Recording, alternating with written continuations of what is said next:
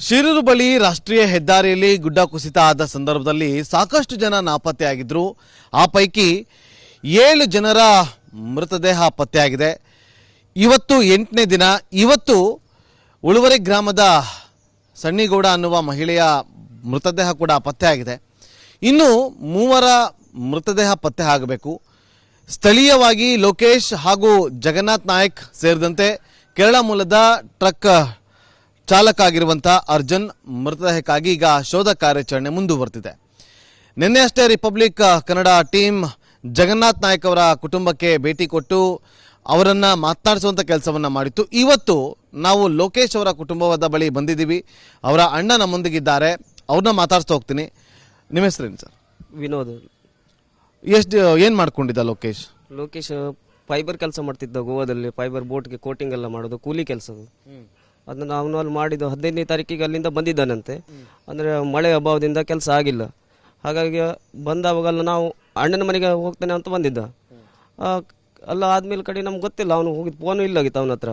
ಅಲ್ಲೇ ಹೋಗಿರ್ಬೋದು ಅಂತ ತಿಳ್ಕೊಂಡಿದ್ರು ನಾವು. ಹೇಗೆ ಹೇಳ್ತೀರಿ ನೀವು ಅಲ್ಲೇ ಇದ್ರು ಅಂತೇಳಿ? ಹೇಗೆ ನಿಮ್ಗೆ ಗೊತ್ತಾಯ್ತು?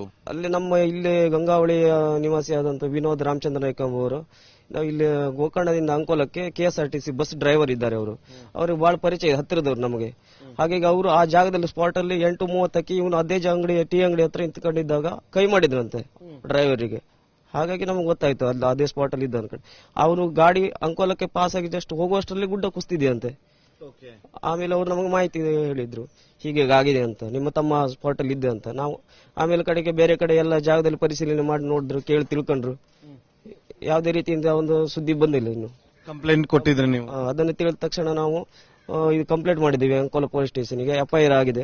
ಆಮೇಲೆ ಇನ್ನೊಂದು ಬಾಡಿ ಸಿಕ್ಕಿತ್ತು, ಅರ್ಧ ಬಾಡಿ. ಅದನ್ನು ನಮಗೆ ಪತ್ತೆ ಹಚ್ಚಲಿಕ್ಕೆ ನಮ್ಮನ್ನು ಕರೆದಿದ್ರು. ಆದ್ರೆ ಯಾವುದೇ ರೀತಿ ಗುರುತು ಸಿಗುವುದಿಲ್ಲ ಅದರಿಂದ. ಹಾಗಾಗಿ ಕಡೆಗೆ ಮತ್ತೆ ಆಮೇಲೆ ಒಂದು 2 ದಿನ ಬಿಟ್ಟು DNA ಟೆಸ್ಟಿಗೆ ಅನ್ನು ತಗೊಂಡಿದ್ದಾರೆ. ನಿನ್ನೆ ರಕ್ತ ಸ್ಯಾಂಪಲ್ ತಗೊಂಡಿದ್ದೇವೆ. ಅದು ಹುಡುಕ ಕೊಡ್ತೇವೆ ಅಂತ ಹೇಳಿದ್ರು ಅವರು. ಎಷ್ಟು ಮಿಸ್ ಮಾಡ್ಕೋತಾ ಇದ್ರ ಲೋಕೇಶ್ನ? ತುಂಬಾ ಮಿಸ್ ಮಾಡ್ಕೊಳ್ತಿದ್ವಿ. ಎಲ್ಲರೂ ಮನೆಯಲ್ಲೆಲ್ಲ ಎಂತ ಹೇಳೋಂಗಿಲ್ಲ, ಆ ತರ ಆಗದೆ ಪರಿಸ್ಥಿತಿ. ಬರ್ತಾನೆ ಅಂತ ಕಾಯ್ತಾ ಇದ್ವಿ, ಇನ್ನೂ ಬಂದಿಲ್ಲ. ಆ ತರ ನೋಡಿದ್ರೆ ಅಲ್ಲ ಹಾಗಾಗದೆ. ಮತ್ತೆ ಪಾರಾಗಿ ಬಂದ್ರೆ ಅಡ್ಡಿಲ್ಲ ಅಲ್ಲಿಂದ, ಇಲ್ಲ ಅಂದ್ರೆ ಅಲ್ಲಿ ಇದ್ಬಿಟ್ರೆ ನಾವು ಎಲ್ಲಂತ ಹುಡುಕೋದು. ಈಗ ನೀವೇ ಅವನನ್ನು ಹುಡುಕಿ ತಂದು ಕೊಡ್ಬೇಕಂತ ತಮ್ಮಲ್ಲಿ ವಿನಂತಿ ಮಾಡ್ಕೊಳ್ಳೋದು. ಅಧಿಕಾರಿಗಳು ಯಾರಾದ್ರೂ ಬಂದಿದ್ರ ಇಲ್ಲಿಗೆ? ಅಧಿಕಾರಿಗಳು ಯಾರು ಬಂದಿಲ್ಲ. ಶಾಸಕರಾಗ್ಲಿ ಸಚಿವರಾಗ್ಲಿ ಯಾರು ಬಂದು ನಿಮ್ಮನ್ನು ಮಾತಾಡ್ಸಿಲ್ಲ? ಇಲ್ಲ, ಯಾರು ಬಂದಿಲ್ಲ. ನೋಡಿ, ಇದು ಲೋಕೇಶ್ ಅವರ ಅಣ್ಣನ ಮಾತು. ಆದಷ್ಟು ಬೇಗ ಪಾರಾಗಿ ಬರಲಿ ಅಂತಂದ್ರೆ, ಬದುಕಿ ಬರಲಿ. ಒಂದು ಕಡೆ ಅವರ ತಾಯಿ ಕೂಡ ಇದರ ಗಮನಿಸಬಹುದು. ಅವರ ತಾಯಿ ಕೂಡ ಮನೆ ಮುಂದೆ ಕೂತು ರಸ್ತೆಯನ್ನ ನೋಡ್ತಿದ್ದಾರೆ.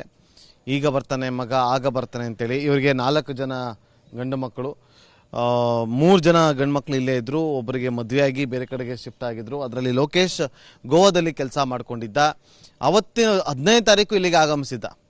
ಅಲ್ಲಿ ಟೀ ಅಂಗಡಿ ಹತ್ರ ನಿಂತಿದ್ದ ಅನ್ನೋ ಮಾಹಿತಿ ಆಧರಿಸಿ ಈಗ ಕಂಪ್ಲೇಂಟ್ ಅನ್ನ ಕೂಡ ಕೊಟ್ಟಿದ್ದಾರೆ. ಅದೇ ರೀತಿಯಾಗಿ ಪೊಲೀಸರು ಕೂಡ ಶೋಧ ಕಾರ್ಯಾಚರಣೆಯನ್ನ ಮುಂದುವರಿಸಿದ್ದಾರೆ. ಆದಷ್ಟು ಬೇಗ ಲೋಕೇಶ್ ವಾಪಸ್ ಮನೆಗೆ ಬರಲಿ ಅಂತ ಆಶಿಸ್ತಾ ಕ್ಯಾಮ್ರಾ ಪರ್ಸನ್ ಕಿಶನ್ ಜೊತೆ ನಾಗೇಂದ್ರ ಬಾಬು, ರಿಪಬ್ಲಿಕ್ ಕನ್ನಡ, ಉತ್ತರ ಕನ್ನಡ ಜಿಲ್ಲೆ.